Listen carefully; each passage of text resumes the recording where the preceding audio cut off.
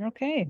Well, good evening, everyone, and thank you for joining us. As Sadia said, I'm Kim Haig. I'm the president of Wild Ones of Greater Kane County, and I wanted to thank our two partners in this program, the Gale Borden Library of Elgin and the Elgin Sustainability Commission.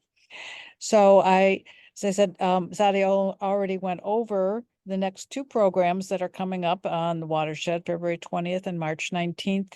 And the information will be in our next newsletter, but you can also get it if you go to startinyouryard.com, all spelled out.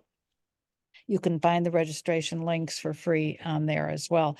And Start in Your Yard, we are Wild Ones of Greater Kane County, which is a part of a national program, and we're one of the chapters.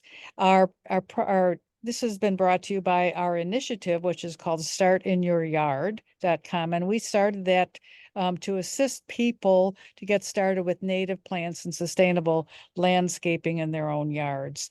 And it goes along really well with our new tagline, with Wild Ones, a new tagline, which is connecting people and native plants for a healthy planet. So that's what we're all about. I wanted to say we also have a number of other programs coming up besides the two watershed programs. On January 25th at Michelle Blackburn who's the agricultural coordinator of the Forest Preserve District of Kane County. This will be next week on January 25th, and she's going to be talking about a really exciting innovation called Prairie Strips. She's going to be at the Baker Community Center in St. Charles, and that's not the Baker Hotel, it's the Baker Community Center, which is on 2nd Street, 101 South 2nd.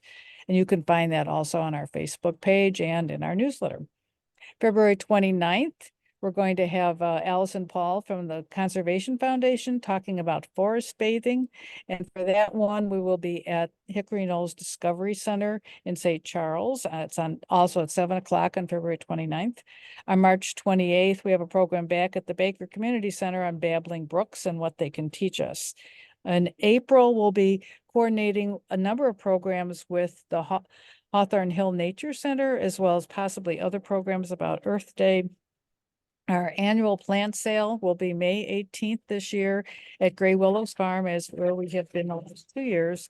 And for members, if you are a member, you will be getting information for the pre-sale going out probably by the end of this month, the beginning of February.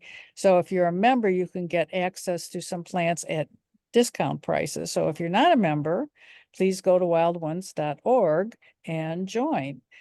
Also, this summer, we're going to have several garden walks. We're going to have a program on bats put on by Pam Otto in August, and we're hoping to have a visit to Dayton Bluffs and Medewa Native Grass, Tall Grass Center.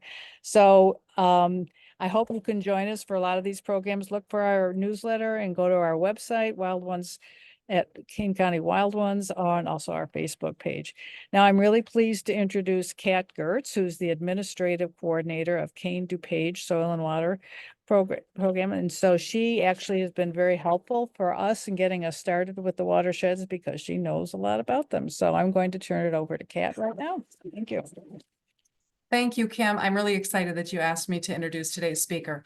So let's talk about her. A tireless advocate for the watersheds of Illinois. She has been the Lorax, speaking for the waterways for almost 3 decades. Her watershed management career began with the Illinois Environmental Protection Agency, from which the Conservation Foundation's Brooke McDonald recruited her. As one of the foundation's core team members, she demonstrates the true meaning of stewardship. She has been avidly involved in the development of the Upper DuPage River Watershed Plan, but not content to stop there. She has also been a key player in numerous other local groups, including the Blackberry Creek and Nippersink Creek Watershed Planning Committees, the Fox River Ecosystem Partnership, the North Branch Chicago River Watershed Committee, the Salt Creek Watershed Network, the Waubonsie Creek Watershed Resource Planning Committee, and there are more. Her extensive ecological restoration knowledge is further illustrated by her valuable contributions to the Conservation Foundation's easement projects. Her passion and energy have lately focused on the Salt Smart Collaborative, educating local government agencies, residents, students, and businesses about the impact of road salt on our environment, all while outlining the best practices to ensure public safety while protecting our waterways. Along the way, she has energized a team of citizen scientists for the Winter Chloride Watchers program. Please welcome Watershed Steward Extraordinaire, the Conservation Foundation's Director of Watershed Programs, Jennifer Hammer. Thank you for the introduction, Kat. Very happy to be here tonight and excited to see a whole number of familiar names on the attendee list. I've been kind of watching as people have been signing in and folks that I don't get to see very often. So glad you're able to join us tonight. Get started here. So just kind of thinking forward here on the next presentation. So I got the job of sort of introducing the whole watershed concept and setting the stage really for the really cool stuff that's going on in the Fox River itself. And so looking forward to the February 20th, where we have Holly Hudson from CMAP, Rob Linke from Kane County, and Gary Swick from Friends of the Fox, who are really going to kind of get into really a tour around the watershed and all the different cool things that are going on and cool places to go and visit and why this place is so special. And then following up after that in March, Jessica Mino, one of my coworkers at the Conservation Foundation, who's our Kane and Kendall County Director, is going to talk kind of really pulling everything you're hearing today and in February together and bringing it down to like, what can you do as a resident in the watershed? And looking at all the different ways that we can help for clean water. So a couple of quick just things about us, the Conservation Foundation. We've been around for over 50 years now. Our mission really hasn't changed. It is really all about clean water and healthy land and protecting those places, both for the benefit of the things that live, the animals and plants that live in those natural areas, but also for people and connecting people to those natural spaces. We primarily work in Northeastern Illinois. A lot of our work is focused in DuPage, Kane, Kendall, and Will counties, but we have a lot of other things going on in Cook and DeKalb and LaSalle and Grundy, and kind of getting into especially LaSalle, following the Fox River down to where it meets the Illinois River down in Ottawa. We're headquarters in McDonald Farm in Naperville, and right at that border. We're in Will County, but right at the border of Will and DuPage. And we've been very active. This a lot is the work of Dan Lobus on our staff. Ooh, I went to fix the number of making it 45 conservation easements, and now it says 4. There's 45 conservation easements that we hold, preserving land across 7 different counties. But all of our work with the easements and working with our partners with forest preserves, park districts, and open space districts have really worked over those last 50 years to preserve over 35,000 acres across our region. Flipping over to the watershed side of things, and this is really where I've spent a good portion of my time here at the Conservation Foundation, is working on the watershed side of things. So we work in a couple of different ways around watersheds. We provide professional staffing for 4 different watershed groups. I coordinate the Lower DuPage River Watershed Coalition and Lower Des Plaines Watershed Group, and I work a little bit of stuff with the Chicago Area Waterways Chloride Work Group, and then I've been involved with the DuPage River Salt Creek Work Group since its inception back in 2005. I sit on the board of that organization now, so I've been very involved in those watershed groups. And a lot of the work that they're doing.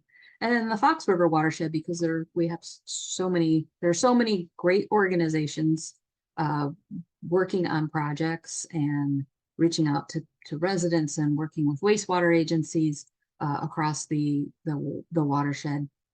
We really kind of look for places where we can fill a gap or work in partnership with other organizations, and being able to work with Kane County Wild Ones has been a great opportunity for us over the last number of years.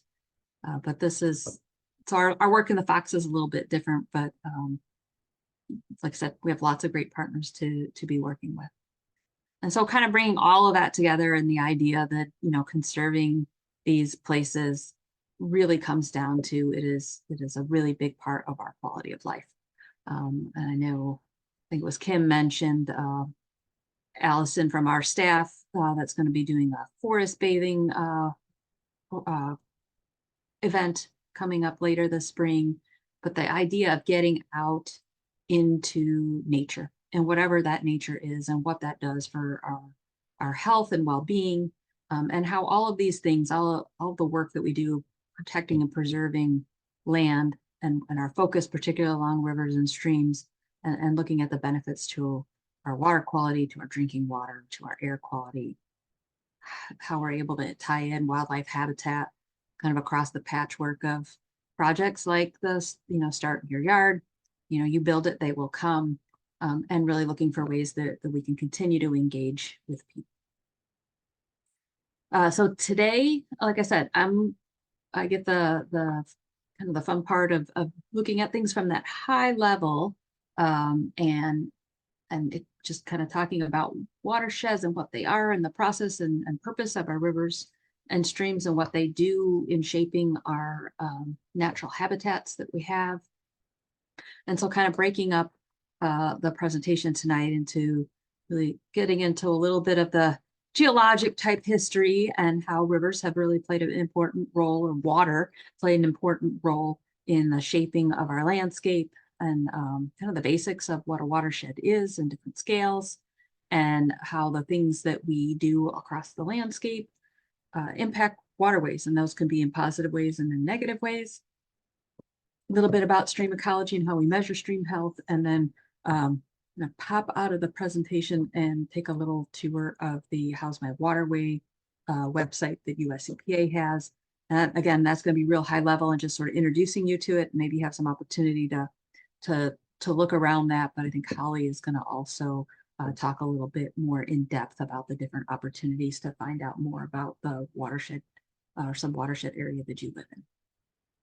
So kind of as we take a step back in time, and the geography and the geology of our area is really, really interesting. Especially, I spend a lot of time in the Lower Fox area. And Kim had mentioned a tour out at Dayton Bluffs. I've been involved out at Dayton Bluffs since we purchased the property back in 2013, and the geology there is just super cool. I know nothing about geology from a formal setting. I think rocks are really cool, so it's been interesting. Like, I've heard a lot. Brooke McDonald, and our CEO, is a real geology buff and loves talking about this stuff. So I've definitely heard a lot from Brooke over the years. And then when we were kind of talking and putting together in this series, trying to help set the stage a little bit, and I know Gary will likely expand upon things that I'm just going to kind of touch at the surface of. But water is what has formed our landscape. So we're gonna I found a really cool video, which is on the next slide, from the Peoria Riverfront Museum, that does a really nice job of sort of illustrating what the glaciers did. And you hear about, the moraines and glacial till and that, and they just did a really nice job in a 4-minute video to be able to kind of show what that looked like, but also focusing on what was known as the Kankakee Torrent. So it was a Fox River torrent, a Kankakee Torrent, that really,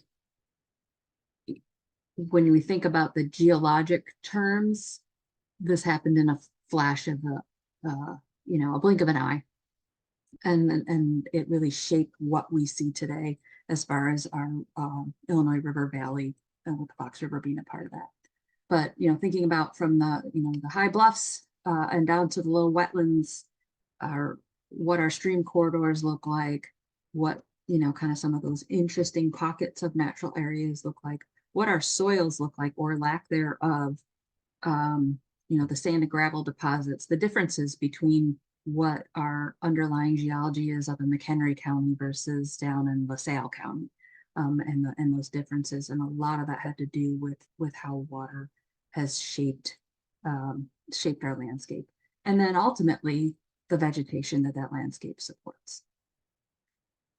So cross our fingers here. We tested this out that it's going to work. Like I said, it's relatively short, 4 minutes, but I think they did a really nice job with this. In a time when immense glaciers took hundreds of thousands of years to shape the Earth's surface, a cataclysmic flood, the Kankakee Torrent, dramatically reshaped the landscape, almost overnight. Vast glaciers advanced and retreated across most of present-day Illinois during the Pleistocene Ice Age. At the end of these glacial cycles, the receding glaciers created enormous amounts of meltwater, forming new river channels and filling old ones with sand and gravel. Meltwater also became trapped behind deposits of rock debris that built up at the edges of the moving glaciers. These deposits, known as moraines, acted like dams, holding back the water and forming glacial lakes. Lake Michigan began as a glacial lake and was 60 feet higher than it is today. Geologists speculate that around 14,000 to 18,000 years ago, part of an immense glacier broke off into a lake in what is now northern Indiana and Illinois, causing unimaginable amounts of meltwater to surge out and over the glacial lake shores. The waters broke through the moraines in a torrential flood to form what we now know as the Illinois River Valley. This event is known as the Kankakee Torrent.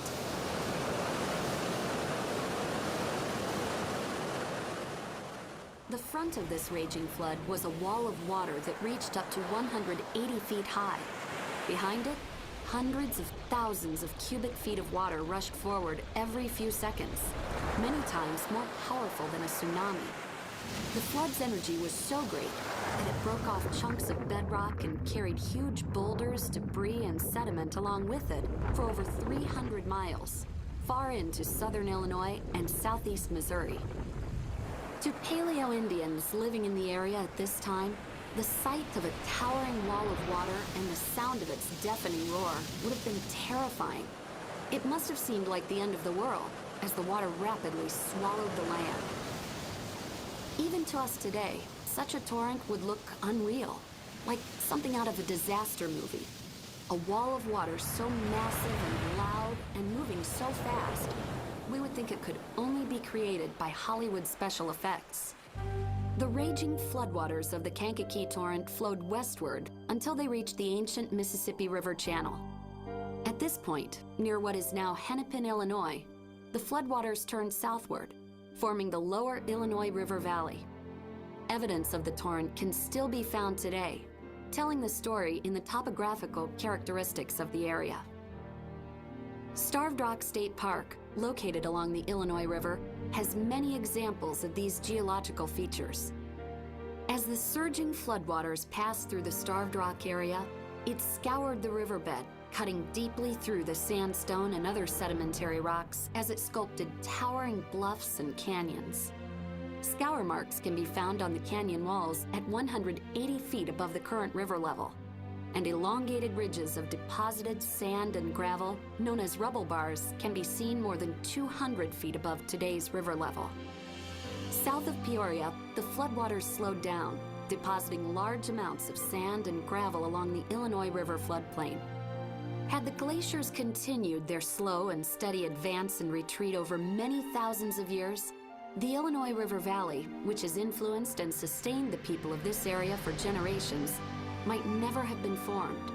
But the Kankakee Torrent's tremendous force and speed shaped this entire river valley with its deep canyon walls and fertile floodplain in just a few weeks' time.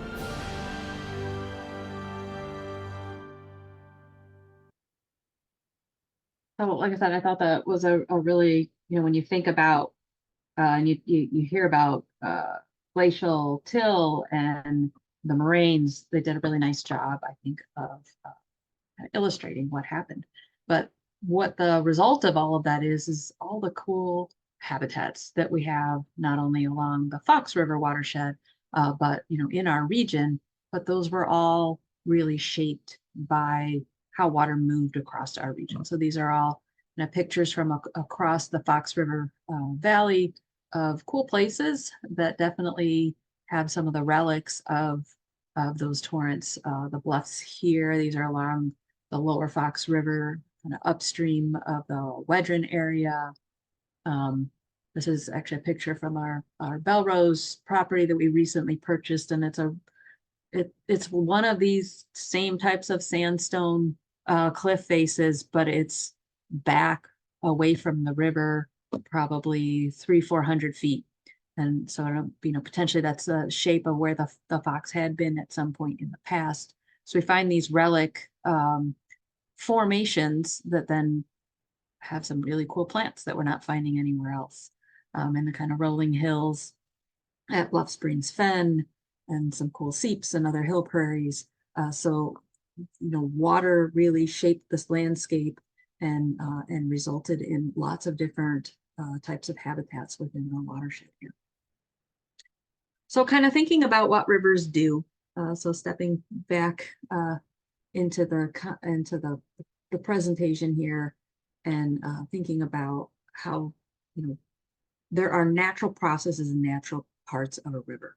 So in this picture here, this is one of the few pictures on here that's not from the Fox River watershed. This is down North Carolina, I believe, on a trip that I took out there a couple of years back. But really kind of shows, rivers are at that low point in the landscape, and continue to move water downstream. But one of their major roles is to transport sediment and other bed material. And so erosion and deposition are a part of the natural process. We're going to talk a little bit later about how some of the things we do on the landscape accelerate that process. So erosion can be very damaging and dramatic, but in a lot of cases, especially within our urban watersheds, that process is really accelerated by things that we're doing on the landscape. So kind of, the simple concept of a watershed area is an area of land that drains to a particular water body. And that water body could be a stream, it could be a lake, it could be a wetland, it could be, 3 acres in size, or it could be many, many thousands of acres in size. So that just kind of gets upon scale. So we can talk about watersheds at a lot of different scales. And so just to kind of illustrate that, thinking about some of our spaces here within the Fox River watershed. So here is a map from the Fox River Ecosystem Partnership, and map of the Tyler Creek watershed. So up in the Elgin area, and you can see kind of the trace of the stream itself in blue, but then that red outer boundary, all the land within that red boundary drains into Tyler Creek. And it may drain first to a smaller tributary stream that then drains into a little bit bigger stream that eventually gets into Tyler Creek, and then Tyler Creek draining into the Fox River. But all of the land within that red, we would say, is part of the Tyler Creek watershed, because it drains directly into the watershed, or into that stream. And then Tyler Creek is a part of the Fox River watershed. So Tyler Creek drains into the Fox. So we'll kind of stuck that blue arrow in there, just to show approximately where the Tyler Creek watershed is. And we know that the Fox River in and of itself is, what we have here in Illinois is a part of a bigger system that starts up in Wisconsin. And then that is a part of the Illinois River. So down in the Ottawa area, the Fox River comes into the Illinois. And then as the Illinois continues to drain through down to the Mississippi, and when you look at the kind of grand scale of the Mississippi River watershed, that drains 2/3 of half of the country. Definitely a huge area. And again, the blue arrow there kind of pointing out approximately where Tyler Creek is kind of sitting in all of that. So when we talk about watersheds, it really is about the scale that we're talking about. And so looking back again at the Fox River, at least the Illinois portion of it, I put together just a little bit simpler map, and looking at the drainage area. So drainage area overall, so this is some information that the Fox River Study Group had provided, but over 2,658 square miles of land that drains into the Fox River. So that's across both Illinois and Wisconsin. There's about 233 river miles. So from where it starts in, I believe it's Colgate, Wisconsin, down to Ottawa, it's about 233 miles on the river. Again, this is another place where you come to scale. So when you look at the major tributaries of the Fox River in Illinois, there's about 25 of them. There are lots of small little drainages that go into the Fox River directly, but they're really generally not named, or they're very small, and they're really considered about part of that direct drainage into the Fox. And then overall, the area supports over 1.5 million people. So it is obviously parts of it are much more densely populated than others, especially up in the Tri-City area. And you get down towards Ottawa, and definitely a different kind of landscape, much more rural. So kind of the what happens in Vegas stays in Vegas doesn't really apply here, because what we do on the land, it doesn't stay on the land. It heads downstream. It, and as rain falls on our landscape, and it moves across the landscape and near that nearest waterway, be it your detention basin first and then to the stream, or directly into the stream, or through a storm sewer to the stream, anything that's on the landscape can be carried downstream and into the water. So when we think about fertilizers or pet waste or oil that leaks from our car, anything that's on the landscape, once water comes in contact with it, it can be carried downstream.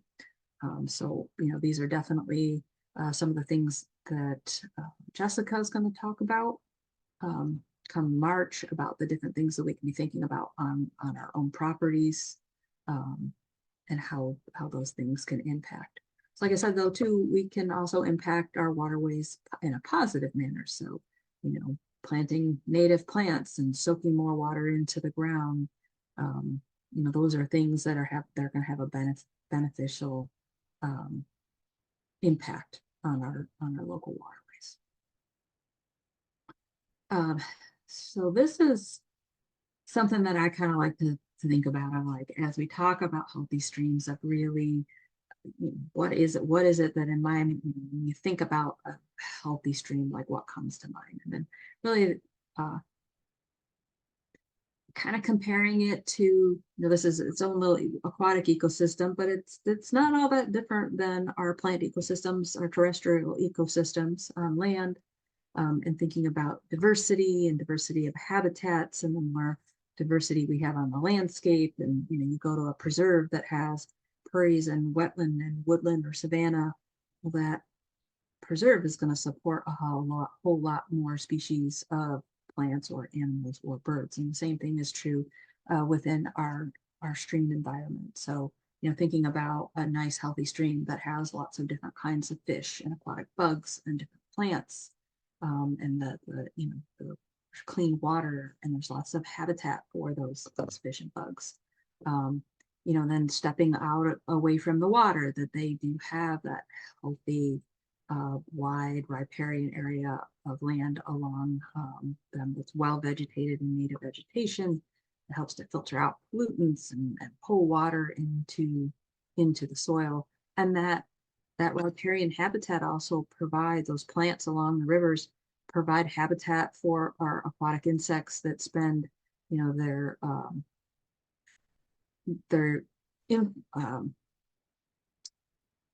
adult stages are out flying, thinking about dragonflies, they're flying along that riparian area, but they're laying their eggs, and their young stages are in the water.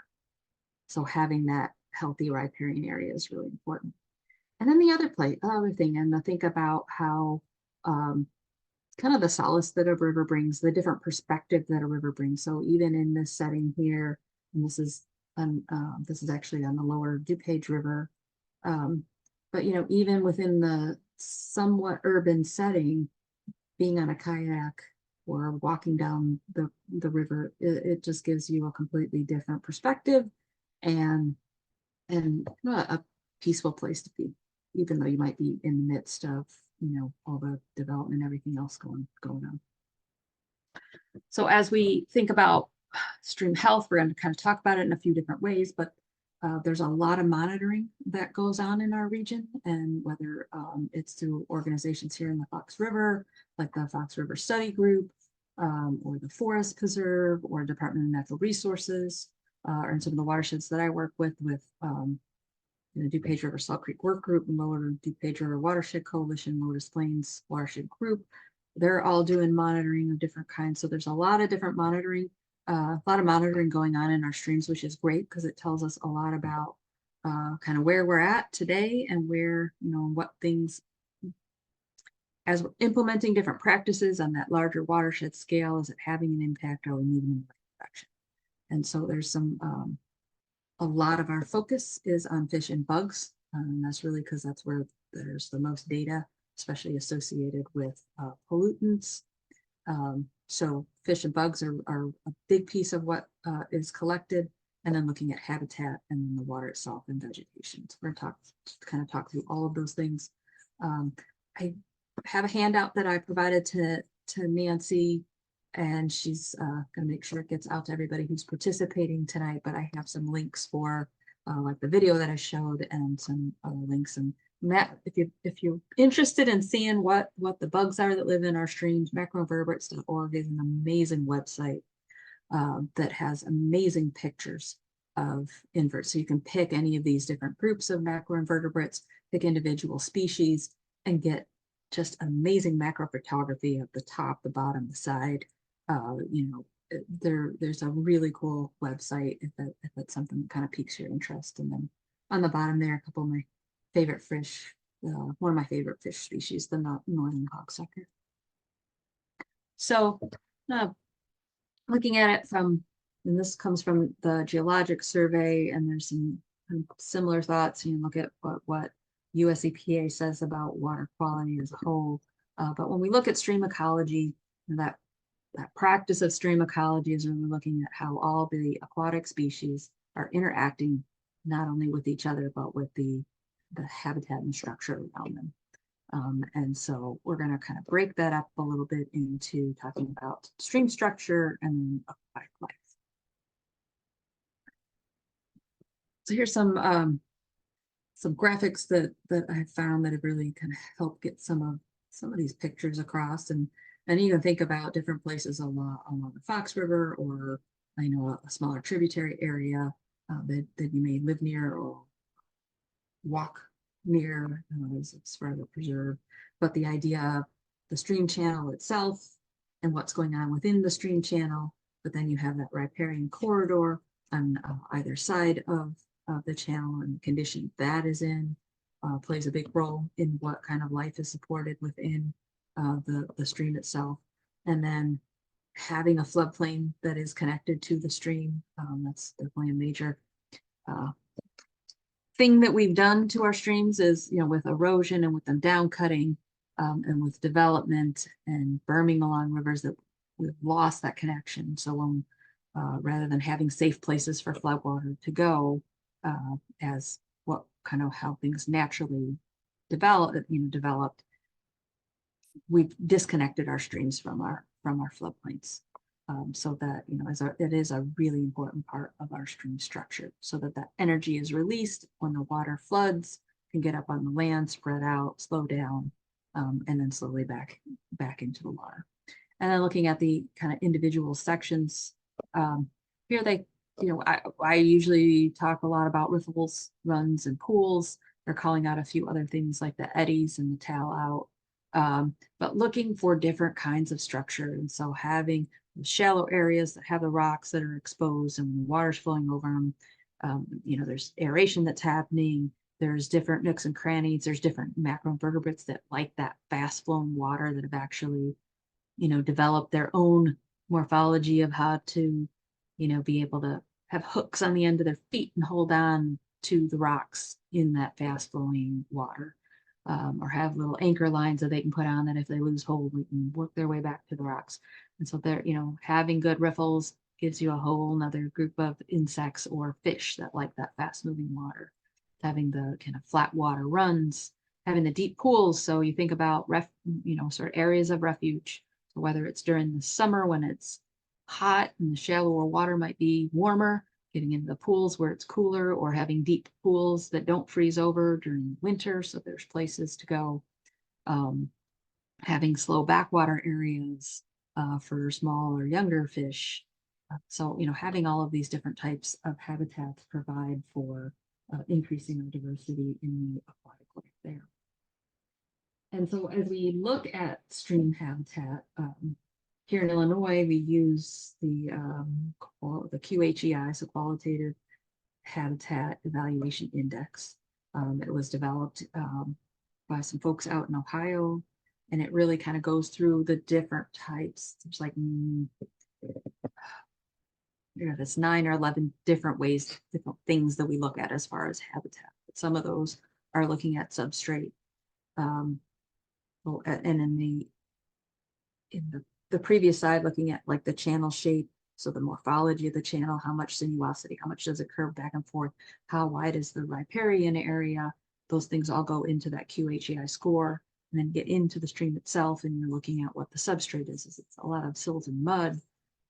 You know, is there gravel mixed in there? Are there different sizes of cobble? So we think about cobble of being, you know, rocks that are bigger than gravel, so bigger than like an inch across, but up to say 8 or 9 inches.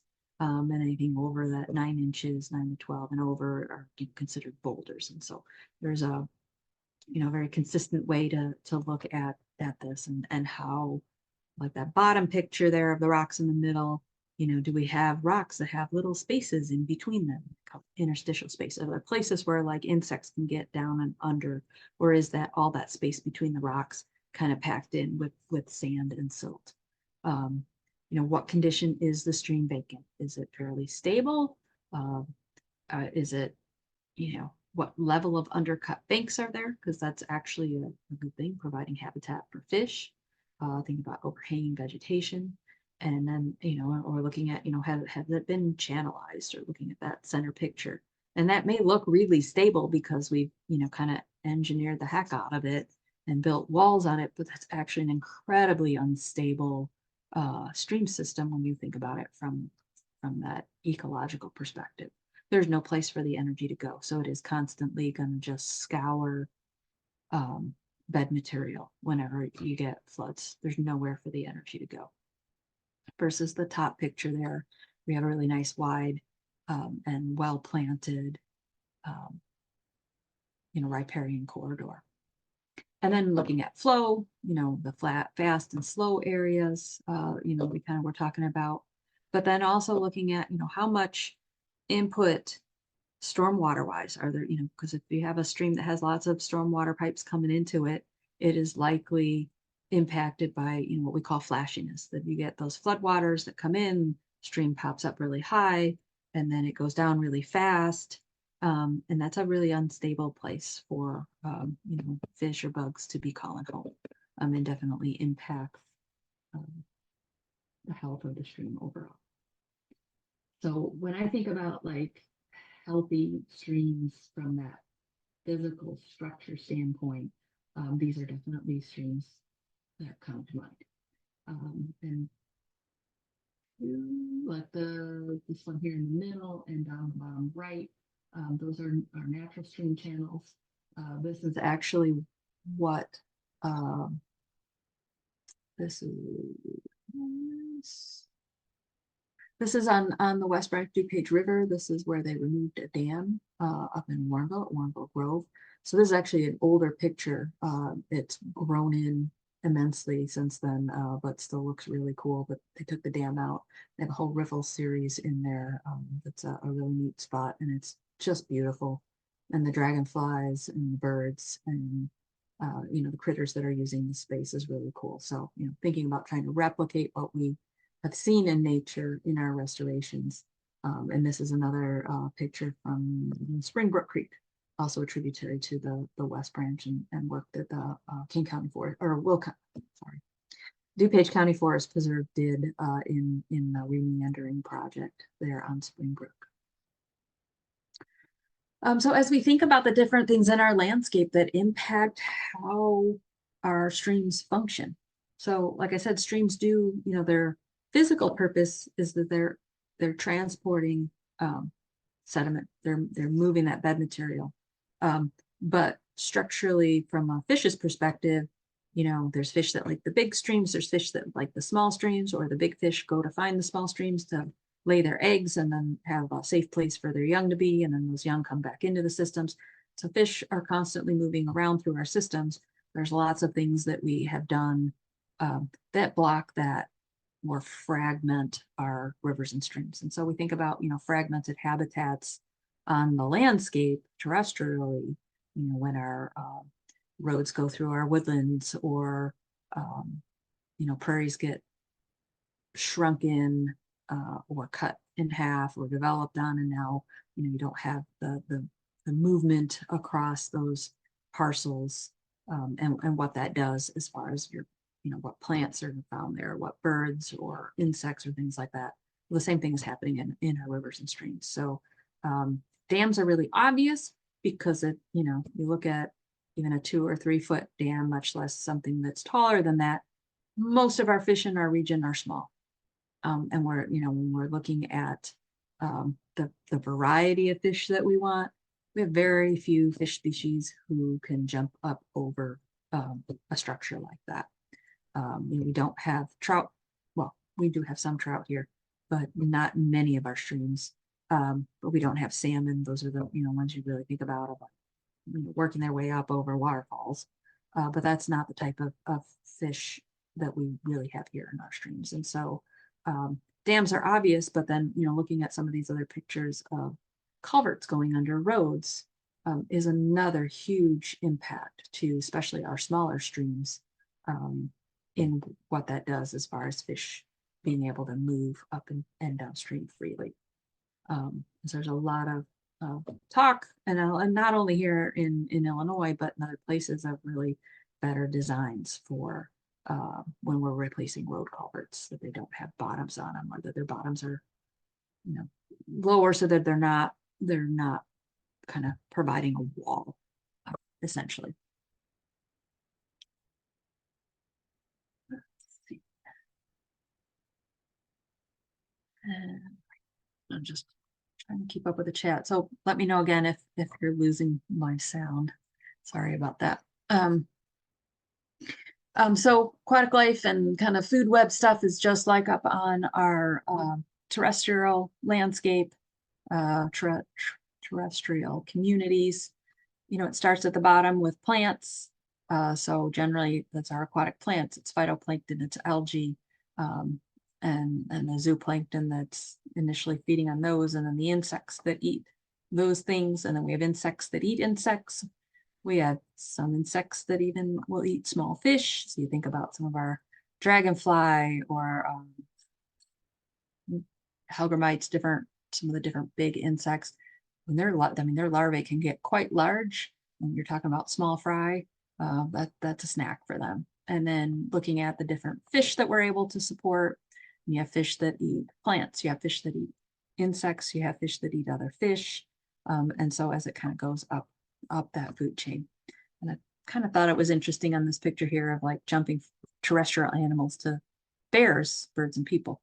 But I guess looking at the trout that they have on here, likely came from a very different ecosystem than what we have in, but it was a nice illustration.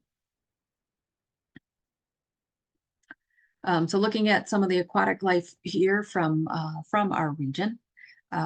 So we talk a lot about fish and macroinvertebrates, but there's a lot of work being done on mussels, understanding what our mussel populations are locally here, but also on kind of the national scale of collecting data and looking at how to use and collect the data that's needed to be able to use mussels as part of our process for developing water quality standards. Because right now that's generally only been based on fish and macroinvertebrates, but mussels can be quite sensitive to certain pollutants, and really are a very important part of our ecosystem.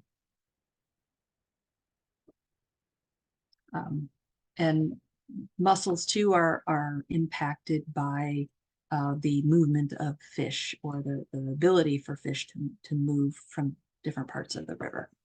So many of our all of our mussel species depend on fish.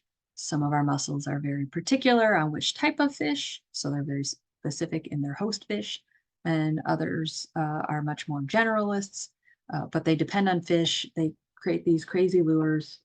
If you have an opportunity to check out the mollusk conservation.org, it is an awesome website. They have some really cool video of mussels and the different mussel lures, and some of them have these lures that look like fish.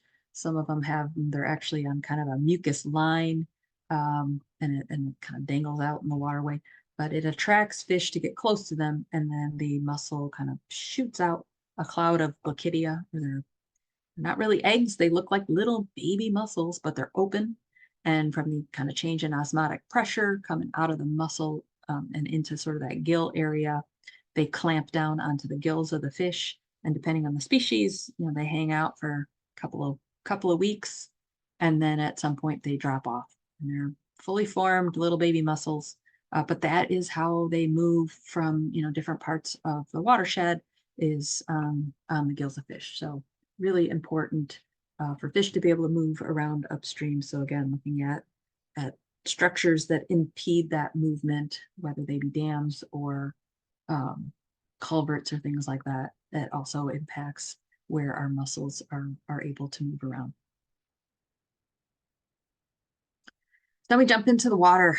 There is so much that goes on with water in our urban areas. And so, as we think about how clean our water is, and think about all the hurdles that we have to kind of get over, all the things that come off of our landscape. So again, a lot of things that others will touch on later in the series, particularly Jessica, kind of hitting on some of these different things about different places where we can look at how do we reduce the amount of pollutants that come across our landscape, across different practices. But all of these things, water, we've developed our cities using storm sewers to get water out and away as quickly as possible.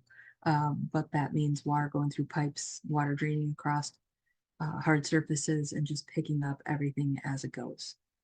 So those definitely a lot of questions out there about how clean our water is, and then which things impact them in different ways. And so kind of thinking about the health of, and I have fish there, but whether it's fish or mussels or macroinvertebrates, they need good habitat, they need clean water, but the things we do on our landscape, what happens with stormwater, how we're clearing our roads in the wintertime, all of that impacts both the quality of the water as well as the quality of the habitat. So are our fish just surviving, or are they thriving? And that's kind of reflected at a number of those things on the bottom. So, it is a very complex thing to be looking at water quality. And it's not a simple question to always answer about how healthy is our stream.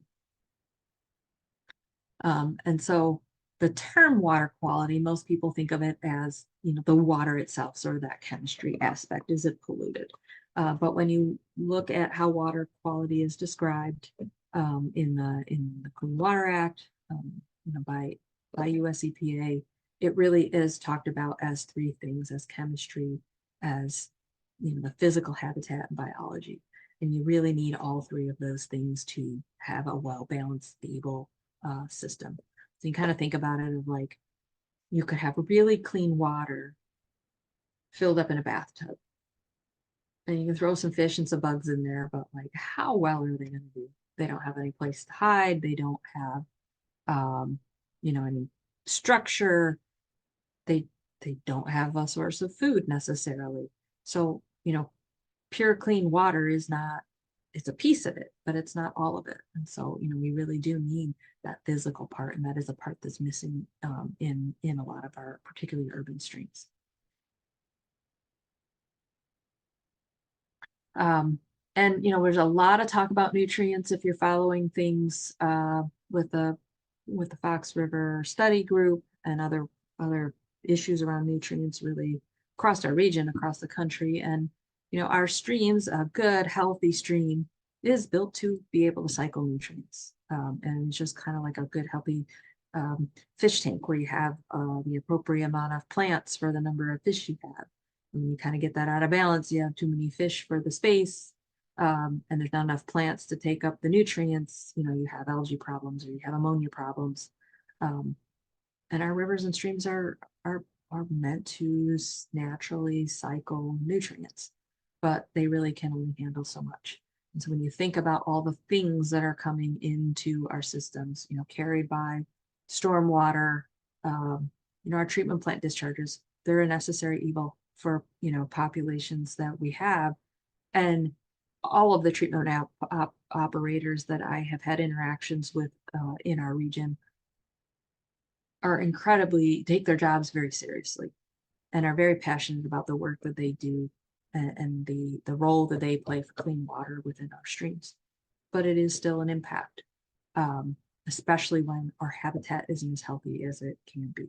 And then you add on top of that, dumping landscape, dumping leaves, pet waste, you know, all the extra storm water. Like our streams can only take so much. And so again, looking at what we're doing on our landscape, how to use those resources in better ways. Yes, leaves are naturally fall into the rivers and streams. It's the extra stuff, it's the excessive amount, because, you know, we're collecting them off of our landscape instead of leaving them lay or mulching them into, you know, into our gardens and lawns, or, you know, the excess amount of pet waste that may be getting into our streams. So it's about the unbalanced part of it.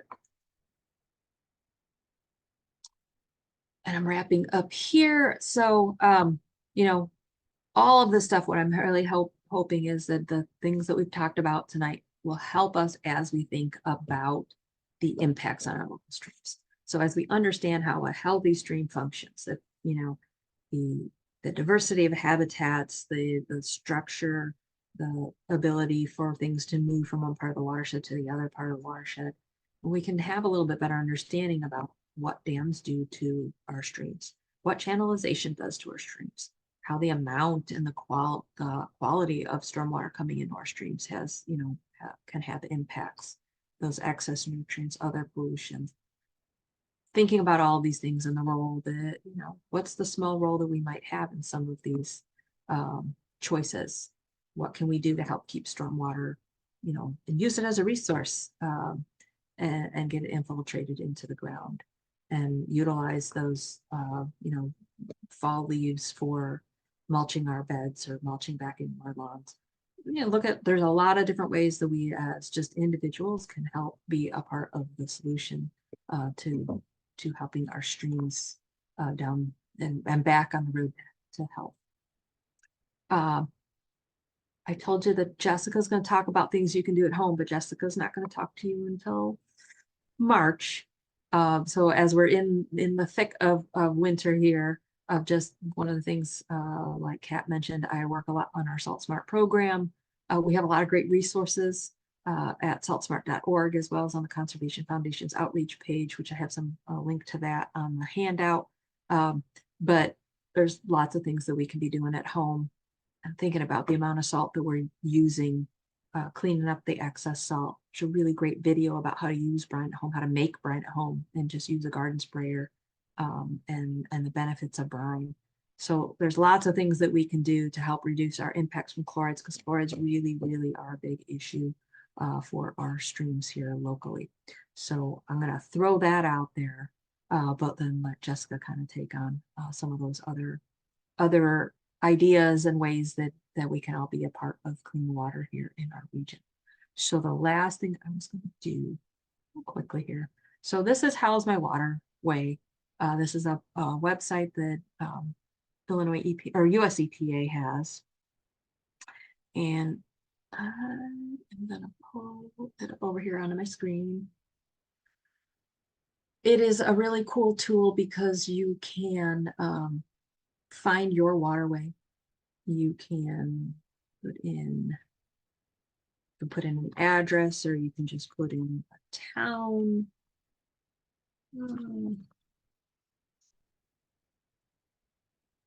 And it'll pull up the sub-watershed that you are a part of. And I guess I probably picked one. So Batavia, really, it's the Fox River going along it. But you can pick on any of the tributaries around it. So, and if you click on it, it'll ask you if you want to actually move away from the one you chose. So if we say yes, but the nice thing is over here on the side, it will tell you about the different people who are monitoring it. Generally, this is going to be information about the who in the state is monitoring it, whether or not you have, what dischargers are in that watershed, but looking at the different sections, it'll tell you if it's meeting. So the purple means that it's not been assessed, the condition isn't known, but the red tells you that it's impaired, but it'll tell you why it's impaired. So this particular tributary is impaired for aquatic life, as well as swimming and boating. So it likely has some bacterial issues. If we pick Otter Creek up here.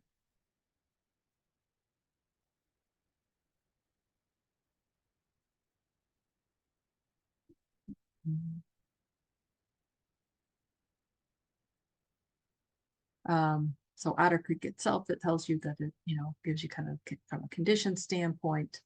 And these are the different classifications that US or Illinois EPA reports information on. You can turn on, let's see, where they have different water quality stations. So USGS has some wells that they monitor. I think if we switch back to the main stem itself, it should come up actually with some of Illinois EPA stations on it. But there's a wealth of information on here. And like I said, I think Holly is gonna touch more on this at the next presentation. But in the meantime, if you have the opportunity, you can just type in "how's my waterway," and the EPA website will come up. But yeah, you're able to look at what, some of the different monitoring. So USGS has a sensor up here in this yellow box. But I must have picked a section that doesn't have one of Illinois EPA sites on it. But lots of information to kind of dig into, or even just to figure out what watershed it is you live in. So I believe you can actually type your actual home address in there and be able to find a particular location. But if you want to figure out what watershed you're in, learn a little bit more information about your local stream, this is a great resource.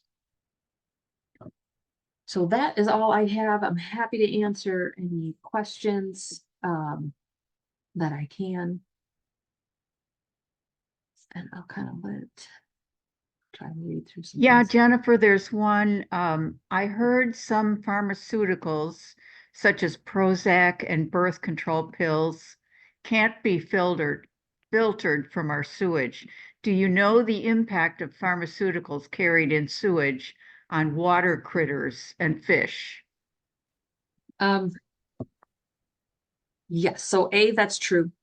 And so that is definitely a reason why I'm looking at beyond Prozac and birth control of not purposefully flushing leftover pharmaceuticals. Look for ways.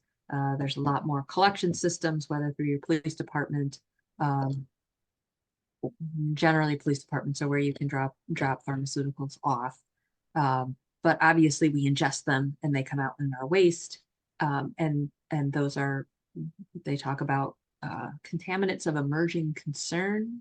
And we're still trying to understand what those impacts are. There's definitely been thought out there that the amount of birth control, the estrogen related that is a component thereof, and what that might be doing to the fish and other insects. And there's a lot of research going on that. I can't necessarily speak specifically to it, but our treatment plants are not designed to remove a lot of those types of whether it's pharmaceuticals, chlorides, solar road salt, anything that goes into our treatment plant comes out of our treatment plant unchanged. The treatment plants are just, were designed to deal with the human waste part, and looking at bacteria, looking at breaking down those nutrients and some of these other byproducts that come through our waste. They're just not designed to deal with. Jennifer, is the address for How's My Waterway on the handout? It is, yes. Okay, good, thanks. Yes, that's a real easy one. If you type it in, it comes up. It's the first thing that comes up when you type it Okay. into any search bar. Good. And there is a comment in the chat. Where'd it go here? Yeah, I was trying to read through it. It's quite a long. Yeah, Uh, it is. And they do ask what the dragonfly is on the last slide. That's quicker. I'm pretty sure that's a green darner. That's what it looks like, yeah.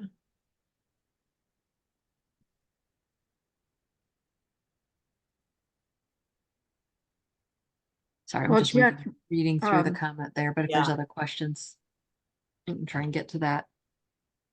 Jennifer, I have a question myself about, would you just give us terminology, I guess, for instance, if we want to catch water on our land, a rain garden, then it drains, but what is it draining into? Is it draining into groundwater, aquifer? What do we call the next level of? Yeah, so when it's soaking into the ground, it becomes part of the groundwater, and the aquifer is much further down. And so eventually, and we have aquifers at different depths, but as it's soaking through it's going to soak through the ground first. Some of that may come out as part of our base flow for streams. So kind of when you talk about like a spring fed stream or lake, that's water that's soaked through the ground and then has come out, at that interface, like in the bed of the stream or the bed of the lake, and it's bubbling back out. Then you have water that continues deeper in and gets into the aquifer. And so when we talk about like recharging our aquifers, having that space where water can soak into the ground. And so if we're able to allow water to soak into the ground kind of slowly, like through the use of a rain garden, eventually some of that water might make it all the way back down to the aquifer, or it's going to come out and help to support our local, wetlands that might be nearby or streams. But it's first going to become groundwater. So what do we call it then when it gets to the edge of a stream? What is it doing into the stream? Is it draining? Is it just Well, if it's coming across the surface or in the, very top inches of soil, that is it's draining across, it's moving across the landscape. So it's draining down towards that low point. And then when it does soak into the ground and then it kind of bubble back out, that they call that a discharge of groundwater. a discharge? Discharging Okay. into, whether it's a wetland or stream. So there's a question in the chat there. I said, do most of our water treatment plants in the Fox River area remove phosphorus? So this is something that is in process. So many plants are actually having to either build new or build into their system a way to remove phosphorus. So it's a different part of the process. And that has been a big part of like what the Fox River Study Group has been working on, and many other watershed groups in developing kind of nutrient assessment and reduction plans for the Fox River Implementation Plan. But to look at how do we, to what level do we need to be treating for phosphorus? So we don't have any plants that can remove all phosphorus, but they're making the move to being able to remove phosphorus down to, generally speaking, I think in the Fox River, it'll be getting down to 1 milligram per liter and then to 0.5 milligrams per liter. I'm not sure what the next steps are after that, but there are different processes to do that. And we can either do that through a chemical process, so where they're using an alum product that the phosphorus attaches to, and then they drop that out of suspension, and that's collected in the sludge, but then they have to do something to dispose of that. So that's the chemical aspect, or there's a biological process for removing phosphorus. So using bacteria to be able to break down that phosphorus in the water. They're challenges on both sides and a lot of work, a lot of technology expanding within the wastewater treatment process. Well, and in the chat, someone is asking whether you've heard when the limits for the phosphorus may be lowered. So that is, let's see, sorry what that process questions are. So I don't know. Okay. In that each watershed area has been putting together their own plan. So like the Fox River Study Group, and if you go to their website, and I do have their website on the handout that you're going to send out through email to everybody participating tonight. There's a link to their website, and it has a lot of information about what the plan is for the Fox River and sort of what their timing for implementation is. And so that, you know, it's going to, none of those things happen quickly. To make changes at a treatment plant, it takes many years of planning and development and building and getting it operational. So some plants are already working on that and have already been moving in that direction, and other plants are kind of getting started in that. So I don't know exactly when. And every treatment plant has its own schedule. So they get a permit for 5 years. And so depending on what has been put in their permit and when, that kind of sets the schedule for when that's going to happen. And then in other watersheds, those plans, that nutrient assessment and reduction plan, those were just due this past December 31st. So they're all just in, and there's definitely a lot going on as to exactly when, how these things are going to work on. And there is a question, can we have healthy waterways without dams with the invasive species, the movement of invasive species? So when you look at like the Fox as a whole, and we have the same issue on the DuPage River, which is where I do a lot of my work. The last dam at the bottom, so Shanahan Dam for me on the DuPage, the dam down in Dayton on the Fox. Having those in place will be an important part of keeping, like, say, the Asian carp out of those river systems. But beyond that, I mean, that's what's going to stop them. And the Dayton Dam is a very large dam, and they're not going to be able to move through that dam without people physically taking them around the dam. But once we get past that, the biggest benefit to the streams is removing those dams, is opening up the flow of water, because what we have in many situations, and we see this even in some parts of the DuPage area, like we were able to remove a dam in Shorewood a couple of years ago, and opened up flow to the rest of the DuPage River upstream, because work had been done to remove dams upstream. So we have a free flowing, like we had 9 species of fish below that dam that were not found upstream of that dam. And as soon as that dam came out, we started seeing those fish moving upstream. So it's a really important part of that. But then also looking at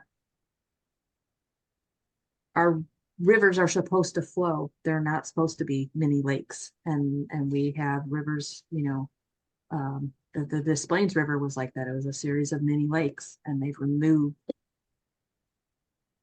I believe, all of the dams upstream of the dam that's in Joliet have been removed on the Des Plaines River.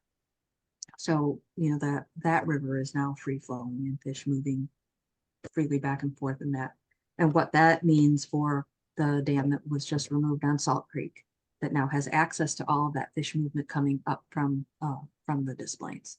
So that removing that fragmentation, allowing the streams to flow freely, removing, like, we shouldn't have lakes in our rivers. That's not what they're meant to be.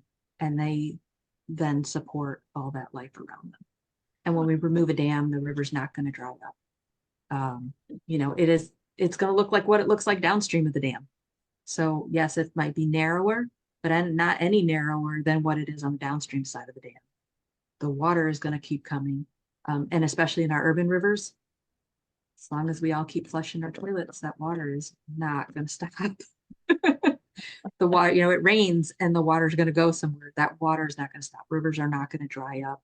We're actually in many places, the project that's just happening right now on Salt Creek, where they remove the dam at Fullersburg Woods, that project is going to result in many acres of riparian wetland that's going to support more birds and turtles. And I'm really excited to see how that whole project is going to turn out. We have also a comment from Beth saying that she's already shared the How's My Waterway on her public page on Facebook. She's already in love with it. Yeah, there's lots of cool, it's a neat site. There's lots of great information, and US EPA is continually working on improvements to it. Do you want to address this long comment, or shall we bring things to a close and maybe get in touch separately with the person who asked this question or made this comment? Yeah, that might be better, because there's kind of a lot to maybe digest in there. So, but I do have a question related to that question. When okay. she says that they're planning to dig down below the aquifer, do you know what that means? That seems rather shocking. Or grade the land down under the aquifer line in many places. Yeah, so generally speaking, so we have shallow aquifers and then we have deep aquifers. And so depending on where you are in the landscape, but like the aquifers that we're getting our drinking water from are, I'm going to go out on a limb here because groundwater is not my thing, but minimally 30, 40, 50 feet down. Because that would be really shallow. The shallower your aquifer, the higher the chance of it being polluted by things on the landscape. But a lot of our aquifers are deeper. So, and there's different ones. Like you maybe have people drawing from shallow aquifers, and then you have people or communities drawing from deeper aquifers. So it really kind of depends on where they're at. Okay. But when you talk about going down to the aquifer line, that they may be going down to getting down into subsoil, but I don't know that they could possibly be getting down actually to the aquifer. So maybe a little bit of misunderstanding. Okay. Well, but I'm not familiar with that project. Well, we'll wind up, and I just want to second what Corey has written here. Nice presentation. It's just so full of information, and clearly you know so much, and there is so much to know. It's wonderful to have this introduction, and you certainly set us up well for the next 2 months and the presentations coming. Thank you so very much. And it looks like Holly commented there too that Rob Linke, one of the speakers for next month, will be covering more about how water flows across the landscape. Right. So lots more information to come. Lots more. Thank you again. Yeah, thank you. Good night, Good night. everybody. We're awfully glad you are here. Thank you.